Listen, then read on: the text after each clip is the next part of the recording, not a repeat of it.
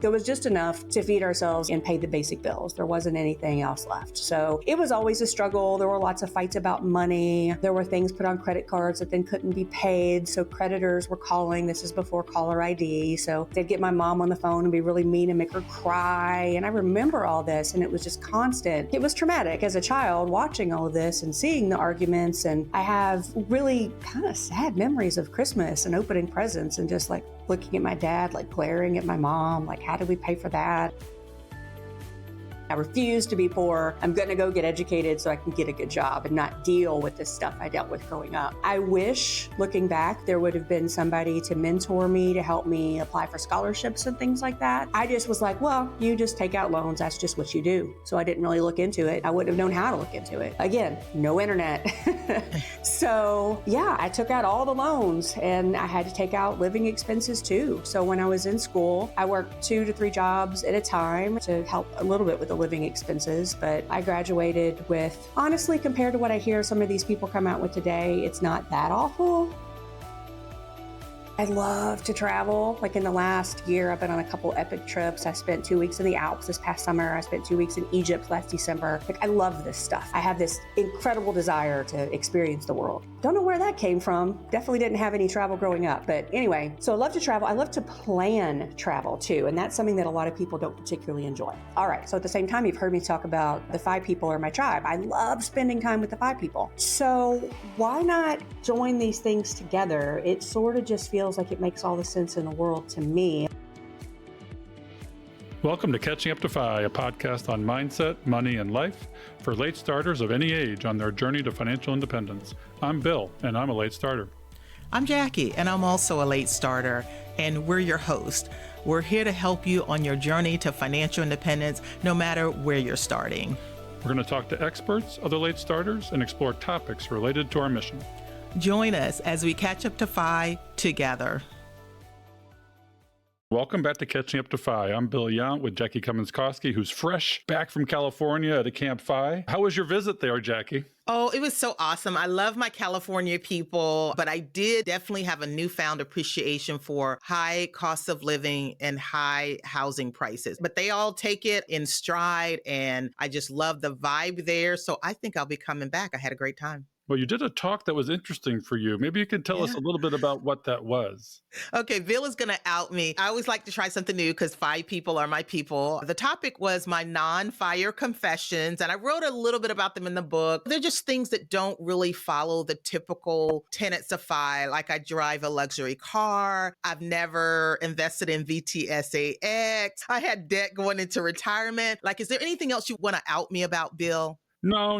It was good that people get to know the whole you. You've done your story on, I think, episode 7. And then today's guest actually has a similar story to you. We are so pleased to have Kristen Knapp with us here today. She grew up in Kentucky and money was scarce. She learned how to be frugal out of necessity, just like you, Jackie, except for your luxury cars. She decided early on that she would do whatever it takes to live a better life. She educated herself on topics of money, including a subscription to Money Magazine as a teen. I remember seeing that magazine, but I wasn't smart enough to have a subscription. And then she worked at multiple jobs to help put herself through college. After graduating with mounds of debt, who hasn't heard that story, and working Dave Ramsey's debt snowball method, it took until the age of 36 to finally hit broke. That's about the time you started, Jackie. You were 38. So we're going to see a lot of parallels today in stories. These are sisters by other mothers. She found the FI community in 2018 and immediately started going down the FI rabbit hole, reading the books, listening to the podcast, reading the blogs. In 2022, she attended her first in-person CUtFI event and was hooked. I think she's attended several since then. She had found her tribe. She has since attended several more CUtFIs, economy conferences. That's where I met her, and leads the CUtFI meetup group in St. Louis, a very robust group that gets 30 people once a month doing case studies and all these things. She is an organizer, and we're going to hear about that too. After 28 years as a broadcast meteorologist, and we're going to have to get a weather report,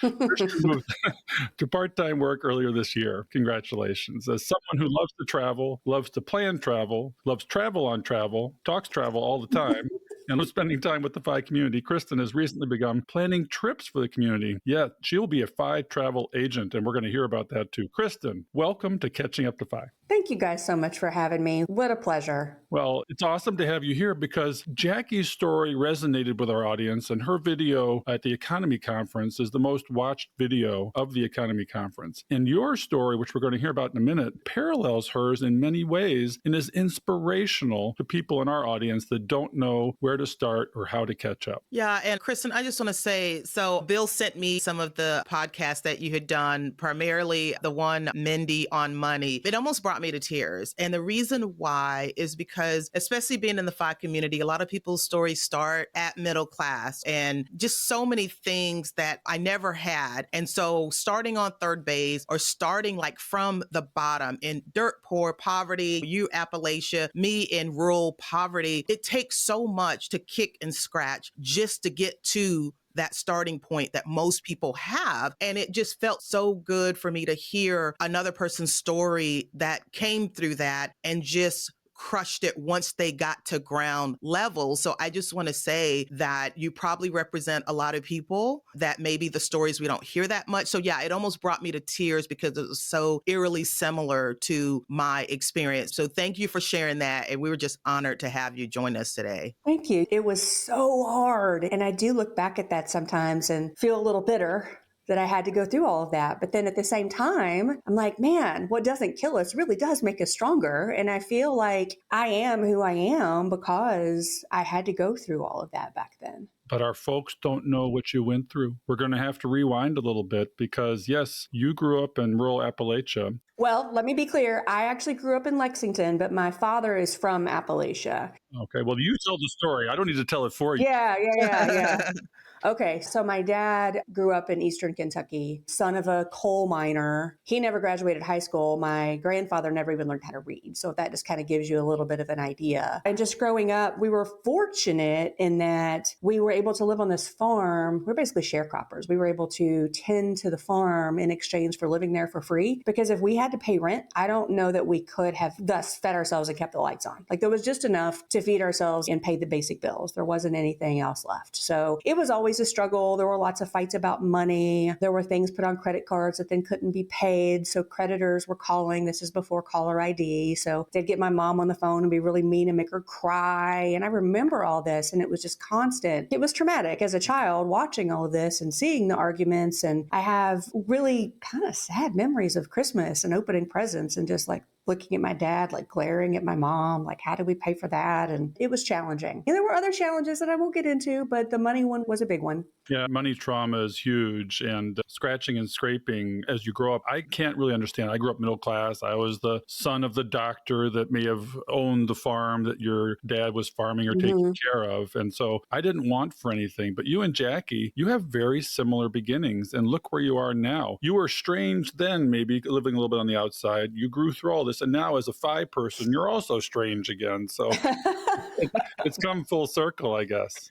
I don't know, Jackie, if you feel this way, but growing up, I always, well, actually, it's more like in hindsight. I'm like, why didn't the rest of my relatives look at the situation we were in? Because my dad had 9 brothers and sisters, so there's lots of cousins. And just like, why didn't more of them say, I got to go to college, whatever it takes, educate myself and do better so I don't have this life? Like I knew I was going to have a better life. I was not going to settle for the situation that I was in growing up. And I still look back at that and I'm like, I don't understand why more people don't do whatever it takes to get themselves out of that situation. Yeah, identical. And all of my siblings who were all biological siblings that grew up in the same household. So I have no idea. But even though we might have made it out, we love our family and our sisters and brothers. So it breaks our heart, right? To see that they didn't want to escape that like we did. But who knows? I've never been able to come up with a reason except later on to just get the exposure and see some different things, be around different people. But yeah, it's just heartbreaking to see your loved ones sort of repeat that cycle. Yeah, there definitely wasn't a lot of ambition, it would seem. So the same cycles continued to repeat themselves. Well, there is a nature and nurture thing here actually too, because you weren't born into this life. You actually are adopted. So maybe there was a genetic influence here that may have driven you out of this. But tell us a little bit about that and the adoption factor and how that plays into your story. It's interesting. Today, I think if you adopt a child, you got money, right? You kind of have to. That wasn't the case in the 70s, it would seem. So yeah, I'm adopted. My mother couldn't have children, so I was adopted 6 years later. My sister was adopted. And it didn't occur to me to more recent history, but I was having this conversation with my husband probably in the last year or two, just the same one I was having with you. Like, I don't understand why they didn't look around and decide they wanted better. And he was like, well, Kristen, your genes are different. And I was like, okay, maybe there is something to that. And sure enough, I've met biological family members through this process in recent years, and they're all, well, let's just say not lower class. So something to it, maybe, it would seem. Yeah, I mean, you had in the end, if you listen to Doc G's episode with you, I think there was 4 sisters and then a couple of brothers. Your family became huge just because of this genetic 23andMe test that you did, right? It's crazy. Yeah, I originally did it just because I wanted to know what my heritage was. I didn't really think I'd find people. I'm mostly British and Irish, by the way, but I didn't know. And I'd asked my husband for that 23andMe for Christmas in like 2018, I think it was. And then about a year later, I got an email from a girl and she's like, hey, 23andMe says you're my sister. And I was like, what? And then that led to finding another one. And then it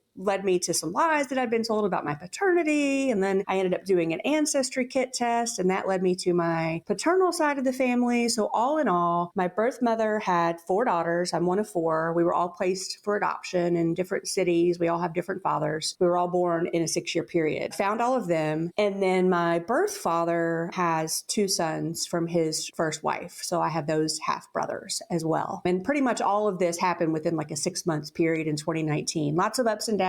There might have been a little bit of therapy involved in there.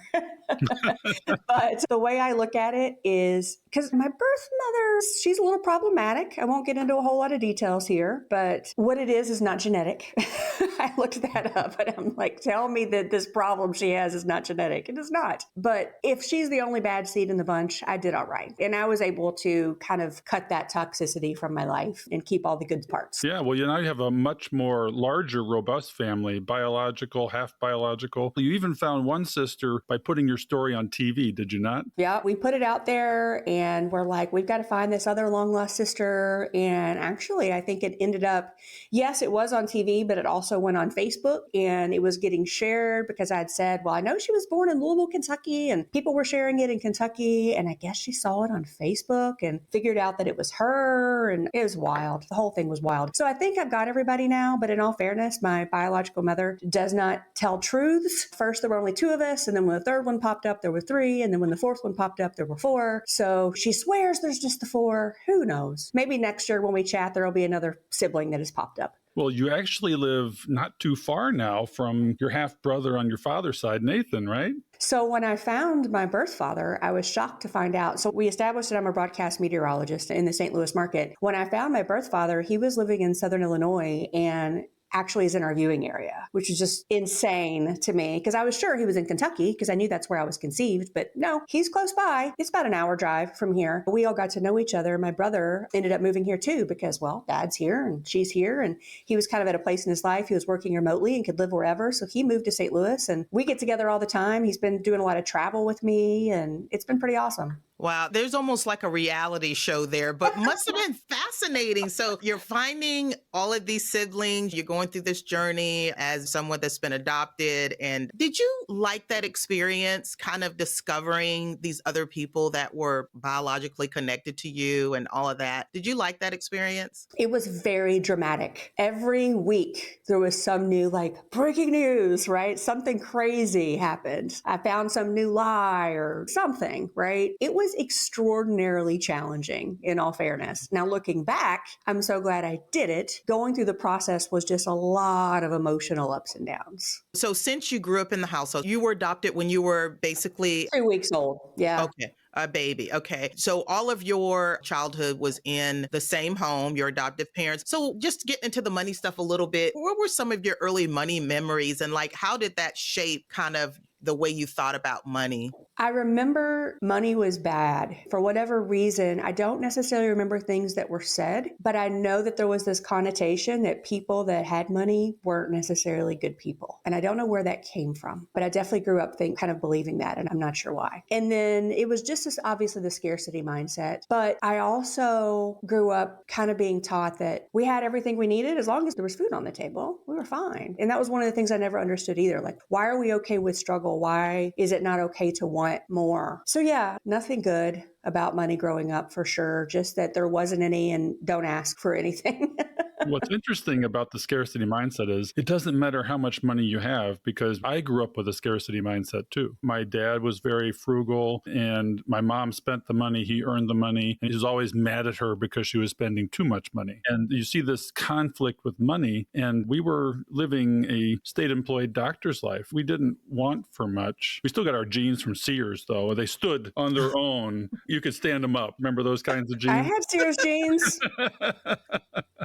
But scarcity mindset is not predicated on how much money you have. And there's a lot of folks in the FI community that probably live frugal and scarce because they're afraid they're not going to save enough or not going to have enough or not be able to live their entire lives with money. So the abundance mindset, it seems that you move towards that. I want to know too why you wanted to have your own subscription to Money Magazine as maybe a 16-year-old. Coming from all this, Money Magazine is not something that I would think would be laying around the household. I feel like they might have been in the school library or something like that. And that's kind of where it started. I was like, what's this, right? There was no internet back then. So I just saw that there was a lack of education in my family. And how else was I going to figure out how to make better decisions? I didn't really have anybody in my family that I could go to ask these questions of. I didn't have a mentor that was a bit more successful that I could ask questions of. So I was like, well, here's this magazine. So I think I just picked it up and started reading that and got a subscription. I didn't know what else to do. Well, you scratched and scraped your way out. I mean, did you do this with loans? Did you do it just with working your ass off? How did you go from, say, high school to college into meteorology and manage to do that without succumbing to a mountain of debt? Well, there was a decent little mountain.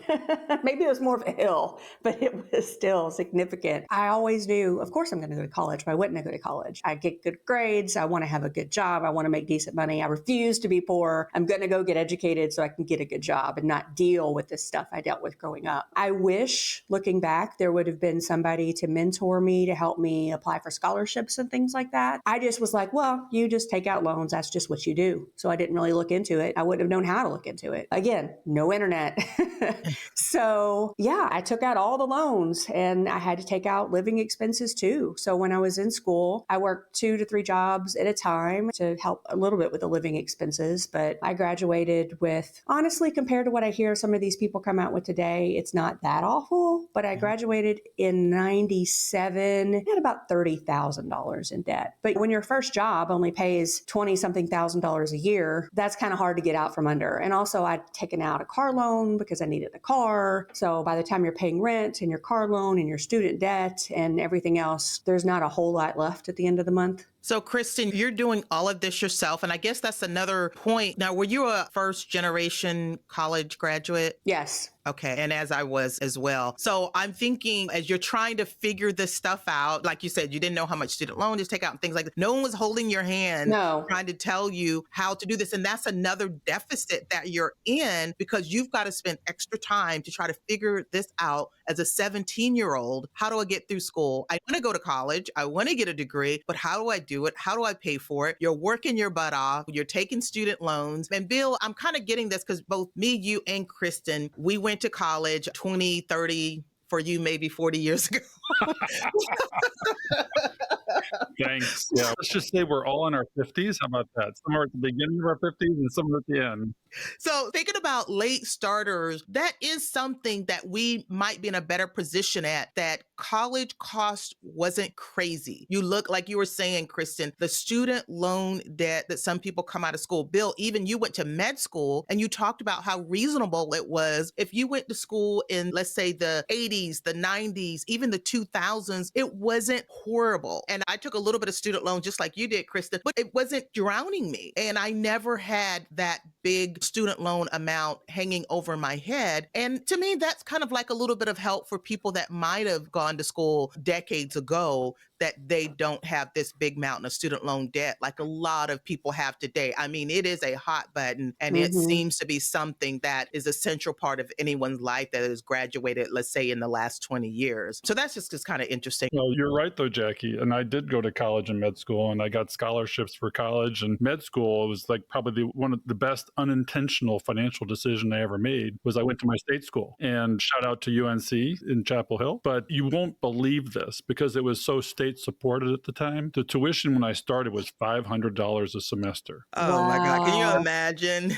That's tuition for med school. And the cost of going to med school is really the cost of living. So I came out of med school with about the same $30,000 of debt. But on my salary, that was an easy stone to crush, largely after coming out of residency, where you're only earning in residency, just like you at your first job. I earned $25,000 my first year of residency. And that's in Chicago. I can't believe that I lived on $25,000 a year back in Chicago in the mid 90s. It's just unfathomable now what inflation has done. Educationally, it's out of control. From a healthcare standpoint, it's out of control. And you get doctors coming out of med school now with $250,000 of debt as average, and people will have up to $1 million of debt, depending on what they've done. And look what they've shackled themselves with. And they may not have thought about it and just thought, oh, I can handle it when I get to the other end. But as we talked about with Christine and Bryce in Millennial Revolution, there's a pot score where you figure out what the over-under on what your profession will be able to do for your education. They come up with a score, and doctor did not rank very high. Computer engineer did really well with this pot score. And go back to listen to that episode where we talk about it. But you have to look at it from a financial reverse engineering standpoint these days so you don't get crushed with debt. I wish more people knew that. I think a lot of people are still just, I want to go to this fancy school in this state and just don't even pay any attention to what it's going to cost and what their job's going to pay. This is part of the reason that now I try to, like I said, no one was holding my hand and helping me figure out all this stuff. So the young people at my work, for instance, I'm always trying to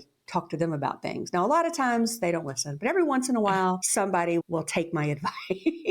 Well, have them listen to the podcast because you mentioned right. As a young meteorologist, I mean, we think you're a TV celebrity. You're up there. They do your makeup. They do your hair. No, they don't. People think that. They do not. I know. Tell us, what was it like? Because just like Jackie, you never have earned in your entire career more than 6 figures. In all fairness, some of my coworkers do, but they have the more primetime Monday through Friday slots. But no, I never earned 6 figures, and I've been doing this for 28 years. TV news does not pay what people think that it pays. My first job, I was in the 20s, right? And by the time I paid my bills every month, student loans, car payment, rent, I didn't have money left for gas or food. I was putting that on credit cards. So I'm sure you imagine where that story went. So it took me until I was like 30 years old before I was making the decent money that then I could really start hammering down on that debt, which is why it took me to age 36 to just get to broke. But yeah, I worked in markets all around the country, from Columbus, Mississippi to Huntsville, Alabama to Louisville, Kentucky to Cincinnati, Ohio to New York City. And then I came to St. Louis 17 years ago where I met my husband and put down some roots. I was kind of tired of moving at that point. So yeah, I've been doing this a long time, and 28 years was good. Thanks to this FI community, I was inspired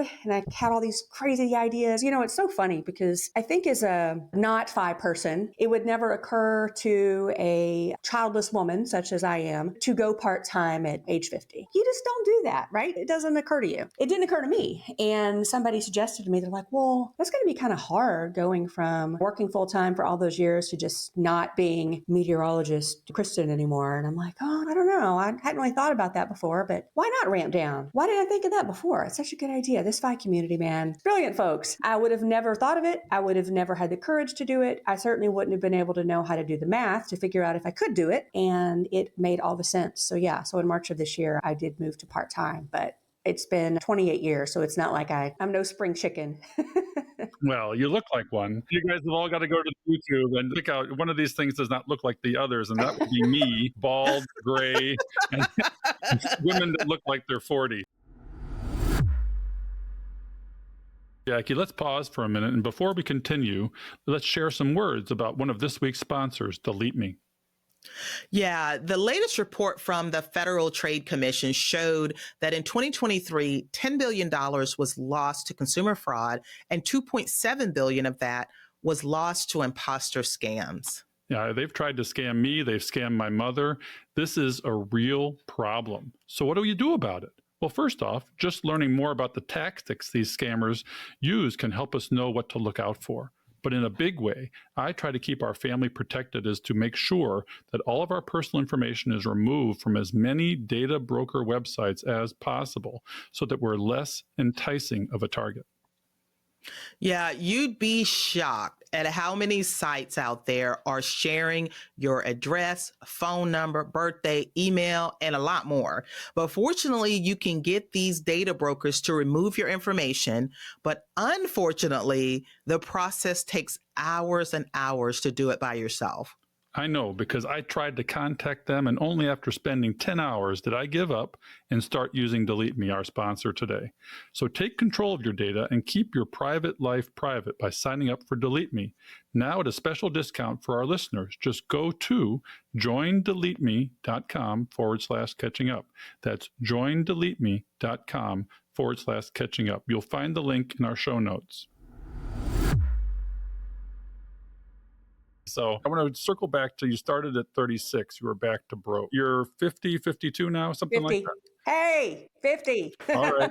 Fine. I turned 59 this month. Go figure. So it's been 14 years. You were back to broke. And we had a story from our previous co-host, Becky, where she was back to broke at age 50 and she retired at 63. So there it is again, that 12, 13, 14-year span. And Jackie, you weren't necessarily back to broke at 38, but you were starting relatively low to the ground. And you in 11 years retired a multimillionaire. I have to out both of you. Both of you are multimillionaires. Our late starters want to hear how you did it. What did you do? What were the tenets of going from broke at 36 to part-time employed on the precipice of retirement as a multimillionaire? Well, in all fairness, I have to credit my husband because part of that net worth you're talking about, a decent chunk is his. So let me just say that. And Kristen, what does your husband do? He is a firefighter. Okay. You mean he's not a big heart surgeon or something like that No. that helped you with this? Okay. So he is a firefighter, which is a pretty modest income as well. Right. He's not a surgeon. He's not a lawyer. He's not, he's a firefighter. But he is a hunk.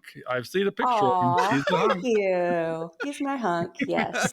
So he's a firefighter and they don't pay into Social Security. So they get a pretty good, they call it a pension, but it's really kind of like a 401k. I don't know the exact name of it, but they put a big chunk in every paycheck, like 11%. And then they force the guys to put in 7%. So like 18% of every check is going into this. In addition, they have a deferred compensation plan. Me, I've always, one of the things I learned reading Money Magazine back in those days, it was like, don't ever not at least get your match. I was broke and didn't have 2 pennies to rub together, but I got that match, right? And I just all the years of compounding. It's so much has to do with that time. Just get started early, make sure you're always getting the match. And then as you get raises, don't let that lifestyle creep get in there. If I got a 3% raise, at least 2% of that was going into my 401k, at least 2%, if not all of it. So I just kept doing that. Once I got back to broke, all that money that I was paying on debt got shifted into the investment accounts. So, and then the market's been kind in recent years. So just doing all of that, I started a Roth IRA. And then in the last few years, knowing that I want to retire early, my plan, I'm thinking 2026. We'll see. I'm part-time right now. So in the last couple years, I've kind of brought what I'm putting in my 401k and Roths down so that I can put more money in a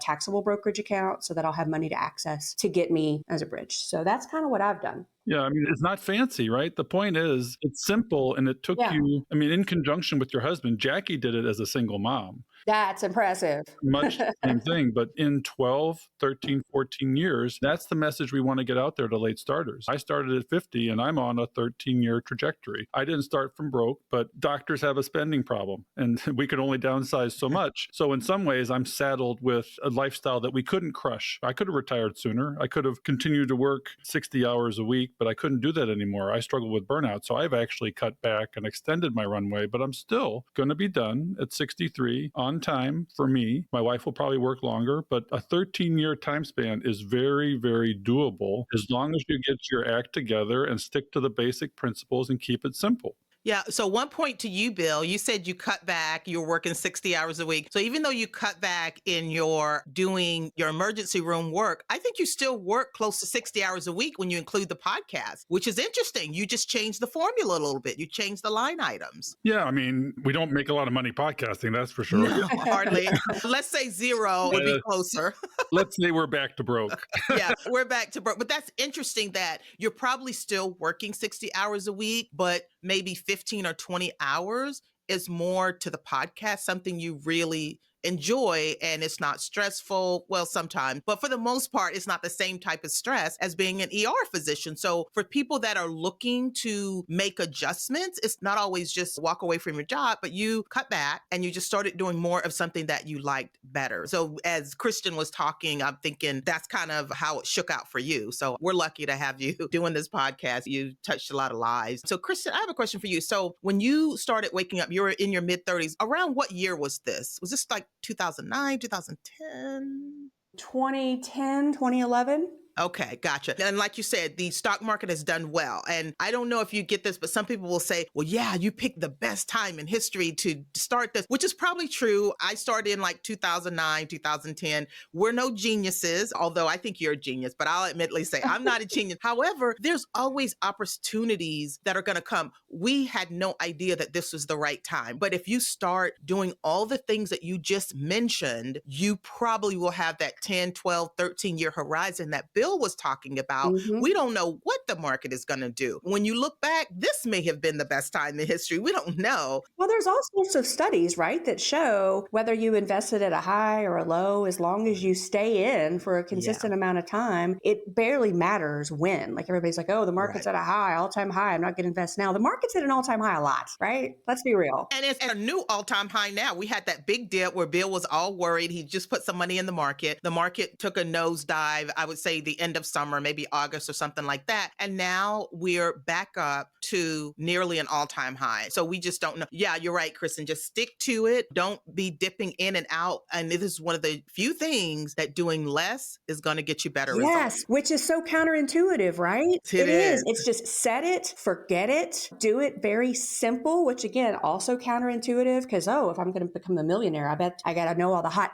stock tips and everything. No. Just set it and forget it. And then one day you wake up and you check your account. That's another thing. Don't check your account a lot. You'll drive yourself nuts. But one day you wake up and you're like, wow, where did that number come from? That's incredible. That's what happened to my sister. Yeah, my sister was one that didn't look at her accounts for 20 years. Wow. And that was the best thing she did. And she opened them up and she goes, she didn't know what she was in. She didn't know what she was doing. It was in a sort of a high risk equity portfolio that her employer put together for her. She just checked the box, but it still did its work. It may have been more optimizable, but it didn't matter. She woke up and said, well, I guess I could retire if I wanted to, but I love my job, so I don't have to. But I got my FU money, so. Yeah. I tell you what, that first 100K, it feels like it takes forever to get there, but it's just wild. I know people watching can see my finger here, but basically it's just barely creeping along. And then you get to 100K and it's incredible how quickly it starts to shoot up. Trust me, it will happen for you. Just put your head down and just keep doing the right things and you will get there. We're going to have Scott Trench on because his book, Set for Life, it talks about that first 100K and how you have to really work hard to get there. And then you start watching the magic of compounding work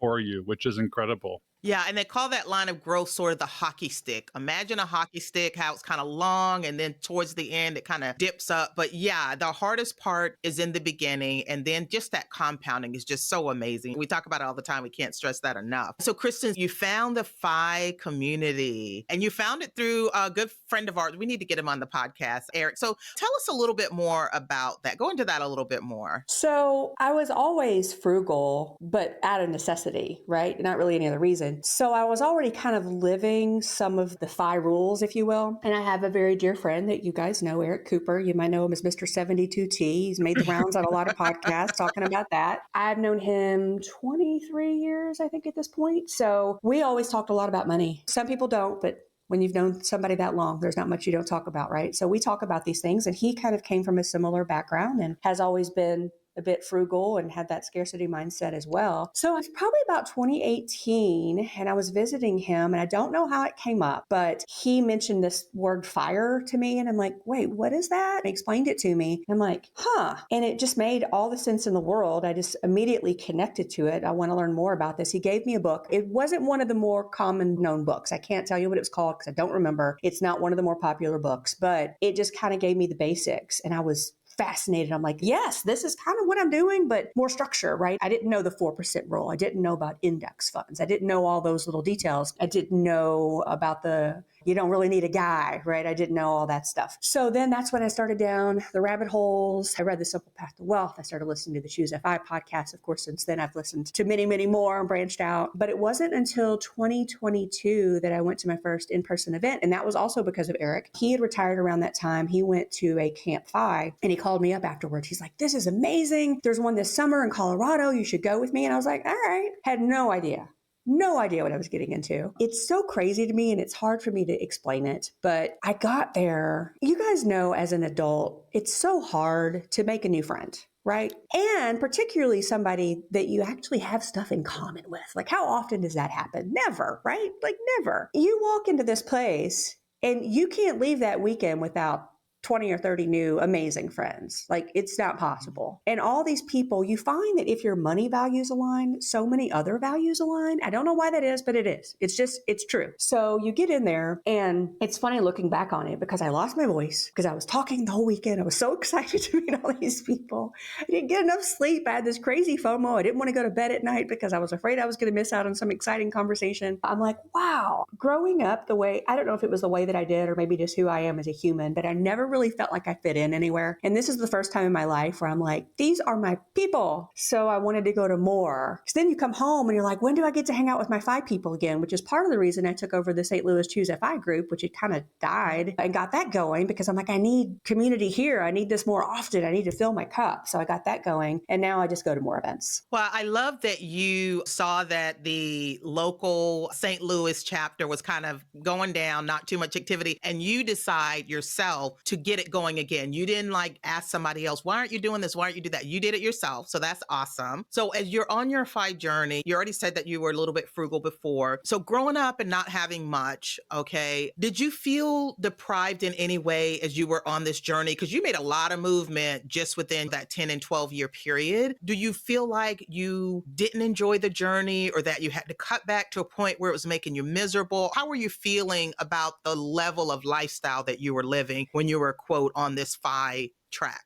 Prior to age 36 and getting to broke, I felt like life was a struggle. I feel like I struggled a lot. I feel like my 20s were, just hanging on by a thread. My 30s was a little bit better and I was able to add in a little bit more lifestyle, do a little bit more fun stuff, but it was a struggle for a very long time. It was hard. Yeah, and what's interesting too is you didn't know about the FI movement until 2018, but you were doing these things all along, the frugal saving things. And I hear this story over and over again. Doc G, our friend Jordan, woke up in 2016 after he reviewed a book from the White Coat Investor, and he realized, hey, I'm FI. I could retire if I want to. And he didn't know anything about the FI movement. What did you do? And this may be true for our audience as well. What were you doing? You had your employer 401k. Were you doing anything fancy with your portfolio? What were you doing that got you to this point where at 2018, you're like, wow, I'm only a few years away from my FI number? Nothing fancy. At that point, it was just my 401k, but I always, again, made sure I at least put in enough to get all that match. Whenever I got a raise, I was increasing that. I wasn't in index funds. I will tell you that much. That I did not know. I basically just tried. I knew enough to try to spread it out, right? I might have had a large cap fund and a mid cap fund and a small cap fund and maybe an international fund, but they weren't index funds. So in my mind, I was diversified because of that. But it just was very much was a set it and forget it and try to increase it when I could. There weren't any other accounts. I was also during that time pushing really hard to take anything extra to throw it at the debt, right? To get the debt down because I knew as soon as I could get that down, I could throw more at the investment accounts. And then once I did, I was able to start maxing those out pretty quickly. So you were in actively managed funds and you were quasi-diversified. Maybe you just checked the box and your employer did it for you. Do you have any regrets that you could have done more if you'd have known about some of the nuances of the FI movement? I don't know that I have regrets. I feel like I'm in a pretty good place and I'm so thankful. But yeah, how many of us are like, man, if I just knew then what I knew now? If I just knew all this stuff when I was 20 instead of 35 or whatever it was. Yeah, I certainly wish I would have known that information, but we're of a certain age and all of that information wasn't as readily available as it is today. And It is what it is. Maybe that was the influence of Kramer and the Money magazine a little bit. Who knows? But I was in the same boat. We were with a private bank as our quote unquote advisor, actually salesman person. And we were sold investments and their own proprietary investments where they made double on us. Mm-hmm. We had the AUM and then we were paying them for their funds. And it was absolutely ridiculous because nobody took me aside and we weren't even maxing out. I never had a match because I've been a solopreneur for a long time. So I had to match myself. But the ignorance was just the blindness. I still struggle with the shame a little bit. I mean, I certainly have caught up and I'm on the same 13-year journey. But if I had just paid attention and read one book or had one person whisper in my ear, it doesn't have to be your father, one mentor say, you know what, just watch you do this. And somehow you had your own little voice on your shoulder that told you to exercise your savings muscle. And it really was the savings muscle that got you where you were in 2018 and now today. Did you shift everything once you woke up in 2018? Oh, sure. Yeah. I changed everything. Index funds. I think at that point I had a Roth IRA with a guy, right? I brought that over to Fidelity and started doing it myself. But I didn't have enough in there to have lost a ton of money to fees over the years. But let's give ourselves a little bit of a grace though, right? Like we don't know what we don't know. If nobody tells, we don't know to go look for it if we don't know that it exists. Like the Edward Joneses of the world, that's from here in St. Louis. So that's automatically who I think of. Their brilliant marketing has convinced us all that this is hard, this is complicated, we need a guy. And why would you think not? We've never been told anything else. It takes somebody telling you. How else are you going to know? You don't know to go look for this information. Yeah, you're so right, Kristen. And I just want to highlight something you said when Bill asked you if you had any regrets. So no, you didn't really have any regrets. You didn't do everything perfect, but that is something our late starters definitely should think about. You don't have to have done everything perfect. You don't have to have optimized everything, but you are at a starting point that you can still pull it together. At least you were kind of in the right area. And so was I. I used to pick the small cap, mid cap, and all of that. And that was better than doing nothing. It was better than sitting in a money market fund, and at least we saved something. If you got those broad things right, you actually did a pretty good job because most people save absolutely nothing. Right. So you started with a little something, and as soon as you realize these things, you started doing it the right way. So perfection and precision is not required. This is a whole journey of discovery and learning as we go along. This isn't taught in high school. I talk about that all the time. That's starting to change, but we had to learn a lot of these things ourselves. It wasn't taught at home, especially in our households, Kristen, but many households. So just remember that it's okay if you wake up and you go, I should have been doing this, I should have been doing that. You know what? You're probably right, but we can't change the past. You probably did better than average. And now that you are realizing it, now you have an opportunity to do things a little bit different and you just go from there. We do better when we know better. And you can't beat up on yourself for not knowing. I mean, if there's not anybody telling you, if we're not learning it in school, right? We try to talk about this more on our podcast, but if you are 35, 40, 55, whatever, you're just waking up, one of the things that you have started working on for your retirement that a lot of people don't even think about is by means of working, you have paid into the Social Security system for most people or some type of retirement system. And so you have been doing something. So even if you hardly have anything in your 401k, hardly have anything in an IRA, you have paid into the Social Security system probably for decades, and you at least have that piece. It won't take care of the whole thing, but that could take care of a chunk of what you will need, and you factor that in and things don't look so bad. True. During your journey of 12 or 13 years, did you ever calculate a savings rate? Because I didn't know what that was. I didn't know what a net worth statement was. I didn't know what assets and liabilities were. I plead complete. Here I am taking care of people, saving lives, and I don't know the basic financial terms. Isn't that unbelievable? But you knew medical stuff. You get a pass. It's fine. Yeah. No, okay. So no, I never calculated my savings rate. Now I did calculate my net worth and I updated that every year, but I just always tried to increase the amount every year and just put in as much as I felt was comfortable without feeling like it was a struggle. There was a balance to be found, but I still don't know where I maxed out on my savings rate. No, don't know. That's interesting. So again, it comes back to this savings muscle. Save first, save till it hurts, and then spend the rest and enjoy your life. I mean, I find the sweet spot ends up being somewhere between a 30 and 50% savings rate. One of my colleagues says live on half if you have two incomes, and you don't need more. It was amazing to us when we downsized that we went from a single digit savings rate to pretty much overnight, because there was all this waste in there, a 30 to 35% savings rate. And that will get you there in 12 to 15 years. Yeah. I don't budget either. I did a lot more when I was younger because I had to. Like it was down to the dollar. But at this point, it was just like put as much as you can into those accounts. And then what's left is yours to do whatever you want. See, now Kristen is really my sister because I always felt like the outcast. Oh, I don't really budget. I maxed out all of my retirement accounts and whatever was left, that's what I lived off of. So some people that cringe at the idea of doing a budget, yeah, you need to know kind of what your expenses are, of course. But if you're good at saving and investing, you max those out or do those to the greatest extent you can. And whatever's left, that's what you live off of. And for a lot of people, that's not that uncomfortable. Here's the real sister test, Jackie. Are you ready for this? Yeah.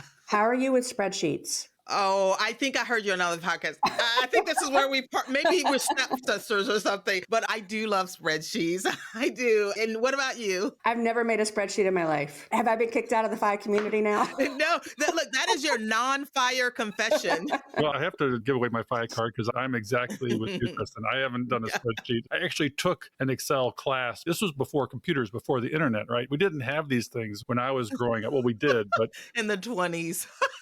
Microsoft Excel didn't exist for me. And so I've never really done it. I do the backwards budget, the reverse budget, and save first, spend last, track your expenses. And I have never done a spreadsheet. In all fairness, I think if I knew how to do it, I would probably love it and do a lot of them, but I've never been taught and I don't know what I'm missing. I imagine you're going to learn because let's move forward now a little bit. Okay. You're not working part-time, but you're not really working part-time. In finding the FI community, you found a passion or you're merging your passion of travel with the FI community. Tell us a little bit about what you got cooking now. Okay. So I'm not like trying to replace any income. Like I'm fine being part-time. I moved to part-time because we could afford to do that for me at this point in my life. But I love to travel. Like in the last year, I've been on a couple epic trips. I spent 2 weeks in the Alps this past summer. I spent 2 weeks in Egypt last December. Like I love this stuff. I have this incredible desire to experience the world. Don't know where that came from. Definitely didn't have any travel growing up. But anyway, so I love to travel. I love to plan travel too. And that's something that a lot of people don't particularly enjoy.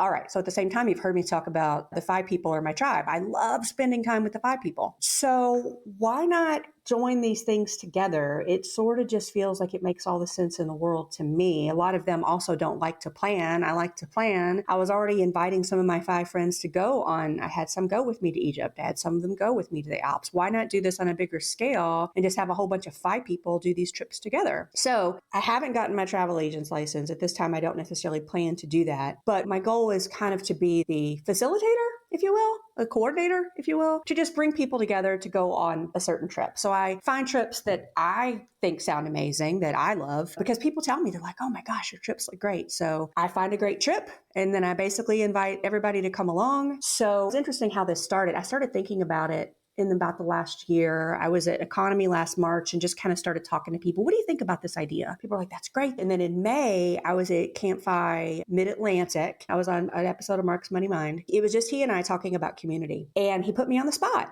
And he was like, hey, where are you with this travel stuff? We talked about that at Economy. What's going on with that? So he kind of lit a fire under me. And I was like, I better get on that, right? So fast forward, now it's Labor Day. I'm at CUtFI, Minnesota. And I casually mentioned during introductions that I'm part-time now. I want to travel more. That is part of the reason I went part-time too, was to be able to travel more. And I want to start maybe planning travel for the FI community. And then over the course of the weekend, all these people started coming up to me and they're like, I want to do this. How do I get on your list? How do I find out about these trips? And then I'm freaking out because I'm like, oh my gosh, I got to do this. I got to build a website. How do you build a website? I don't know how to do this. And they're like, just do an email distribution list. So funny me, who's a little bit of tech challenge, if you haven't already figured this out, I'm like, well, let me go get my notebook to write down everybody's emails. So this gal, she goes, Kristen, make a spreadsheet. And I'm like, you guys, I don't know how to make a spreadsheet. She's like, give me your phone. So she gets my phone. She makes a spreadsheet. She's like, get everybody's email addresses here. I'm like, all right. So started doing that, came away from the weekend with a whole lot of email addresses, and then just kind of started talking to my local people and a couple close friends. And without even really trying at this point, I've got about 65 people on this list who are people saying, I want to travel with the FI community, and I haven't really put it out there publicly yet. I figure once I talk about it here,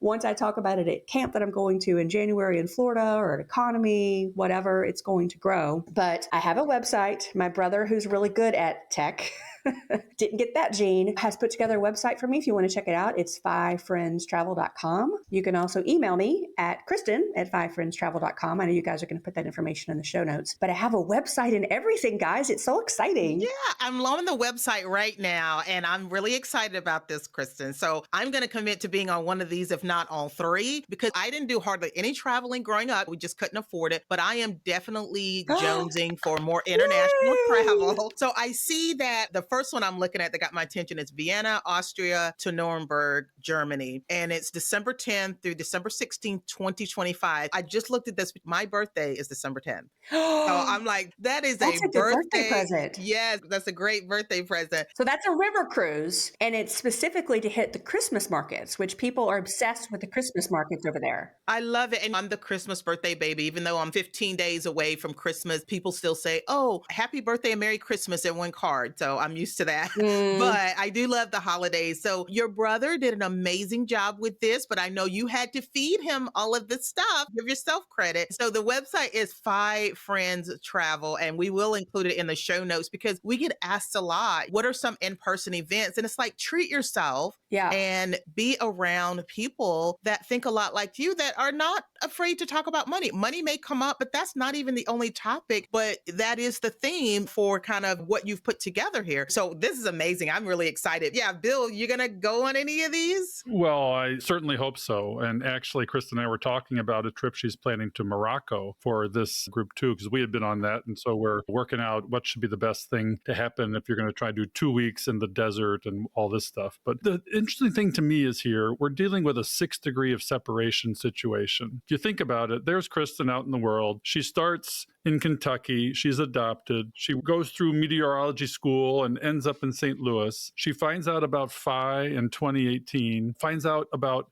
her brother that now lives not too far away in 2022, and he does her website for the FI community to help them travel. And look how much her life has changed because of this 6 degrees of separation thing. And here we are talking today with her on catching up to FI. So I would encourage people to get involved in the community, to go on one of Kristen's trips or come to a Camp FI, come to this conference economy we keep talking about. I remember the days before economy. I was there on the birth of economy, and it has grown into this robust party for FI. And then Bogleheads, we're making that happen now too, because that's the older FI group, and they haven't been as real accepting of fire, but the new head of it, Kristin Benz, who's been on our show and will be on again soon, is bringing us along into Boglehead. So we're going to take that over too. Fun.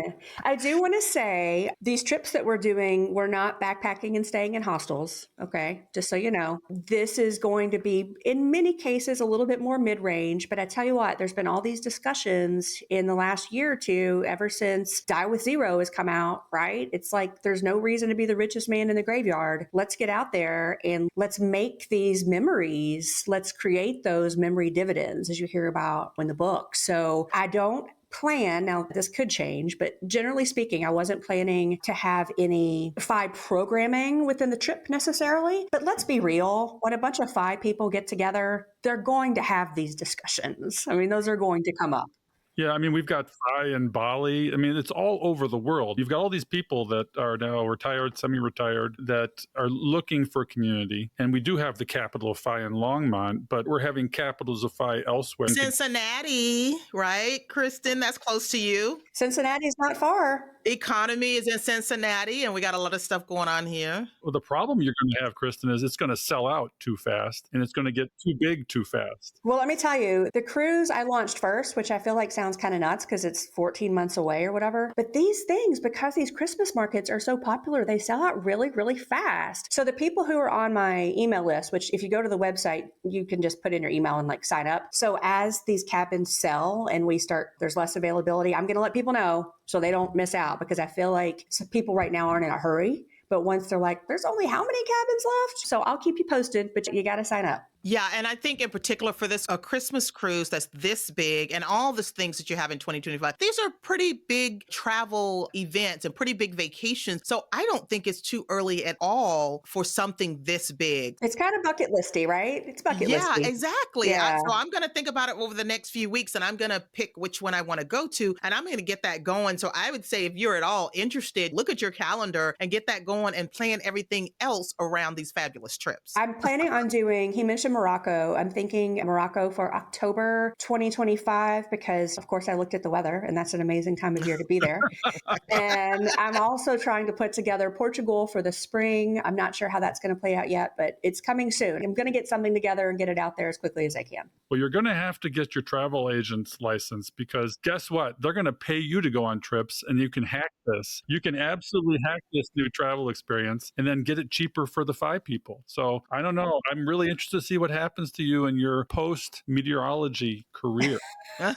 Well, I just went to the website. I signed up for the update, so I'm looking forward to that. Oh, sweet. Yeah. So the whole vacation thing that you're planning and all the travel with 5 friends, I think that's amazing. And you know what? You said 5 people are your people and everyone was so inviting and kind. You've certainly been that way. And you're creating this additional space, sort of filling a gap that we don't have in this space. So that's another good thing. Bringing your talents along with you. Plus, if we want to know what the weather's going to be. I can help with that. I'm very good at organizing and planning, and I'm very good at weather. So whatever you want to know, hit me up.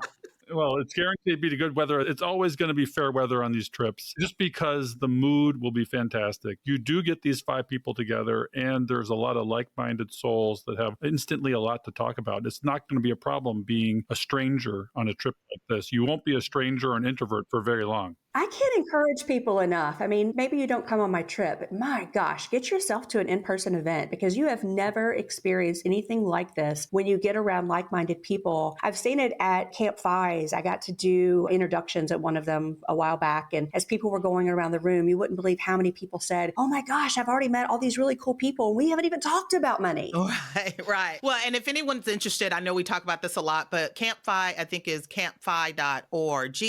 And then economy is economy with an ME at the end.com. We'll drop those in the show notes as well. But if you are wanting to do an in-person event and you want to maybe not quite ready to travel out of the country, those are some pretty big ones around the country. So Kristen, you said we can ask you weather type questions. So as a meteorologist, we're having this conversation in early October 2024. Hurricane Milton just hit Tampa, Florida, really bad, caused a lot of destruction. But even before then, you had Hurricane Helene that hit, I think, 6 different states in the Southeast, North Carolina, South Carolina, Georgia, Alabama, Florida. So the entire Southeast, I probably missed a state. But the point is, there was so much destruction between these 2 hurricanes. So that is top of mind for me. I have family down there. Bill lives in Tennessee, and we all have family, friends, or loved ones that's in that area. So I'm curious about some of these weather patterns or what your take is on these hurricanes that apparently have caused more devastation and destruction than we've ever really been seeing. I tell you what, the conspiracy theories, guys, have been going wild, and us meteorologists have been kind of in the middle of all this, and it's so frustrating. Climate change is real, whether you believe it or not, okay? The oceans are way, way warmer, and they're warming at a rate higher than predicted, and that is the fuel that supercharges these storms, and it's only going to get worse, unfortunately. So this is the situation that we're in. I mean, hopefully over the next few years, people start to realize that more and we make some positive change in the right direction. But I mean, the science is very clear on this. Wow. It's an important topic out there. I believe you, and we do need to do more. And some of our other Western world countries do more than we do. And the U.S. needs to wrap their heads a little bit better around this issue because I don't want to live in Florida right now. No, I thought I was safe in the mountains of North Carolina, but to be the case either. There are more and more destructive storms around the world, and we only owe that to ourselves. I mean, look at rain now. My husband and I joke, we're like, it either floods or we're in a drought. Like there's everything is just more extreme. Snowstorms, either you don't get any snow anymore. And I think a lot of people just think like if we have a big cold snap or if we have a big snow or something, so much for climate change or so much for global warming. I'm like, no, you don't understand. That's not how it works. It makes the extremes bigger in all directions. Wow. Yeah. We're going to close the show with this here. You may be exiting the U.S., though, so I hear. You have a FI plan, maybe because of the weather. Actually, it is because of the weather. It is because of the weather. Tell us about your FI plans, because they're interesting, too. This sort of dovetails into sort of an international FI global approach. Yeah. So as a big weather and climate nerd, obviously, the weather we're having right now in St. Louis is incredible. Sunny skies, super low humidity, highs in the 70s, lows in the 50s. It's my favorite kind of weather. It brings me joy. I want that year round. Where can I go and get that? So I've decided it's kind of Southern California weather without the Southern California price tag is what I'm after. So I started researching climate types. There's dozens and dozens of climate types around the world. And I'm like, what's the climate type in Southern California? Where else do they have it in the world? A lot of it's in the Mediterranean. So then I started cross-referencing those places with things that would be important to an expat, right? Like, well, cost of living and healthcare and political climate and all of those things. There's a million things to be considered. And I really landed on Spain. Portugal would be a close second. I kind of lean towards Spain simply because I can speak some of the language and I prefer the food. But there's 3 cities in my research that have kind of come to the top, which is funny because I haven't been to any of these 3. I love Barcelona. I love Madrid. I love Seville. I love Granada. The ones that are inland, it'll be 120 degrees there in the summer. And I'm like, no, that's not happening. So it's got to be coastal. Barcelona being a huge international city, it's amazing, but the cost of living is going to be a little bit higher because it's so popular. So the cities that I've narrowed it down to that we're going to have to go do a scouting trip are Valencia, Alicante, and Malaga. So the hope is in 2028, when my husband's ready to retire, that we move to Spain. Wow. So we got to come visit you there too. I'm going to make sure I get plenty of space. I've been to Valencia and Malaga, so your research is actually correct. I think you're onto something here. And what you're basically trying to ground here is another capital of FI, an expat capital of FI. Much like Longmont is in Colorado, you're going to Santiago de Compostela in the near future for a Camp FI. Maybe that will be the place too. Who knows? Longmont East. Exactly. There you go.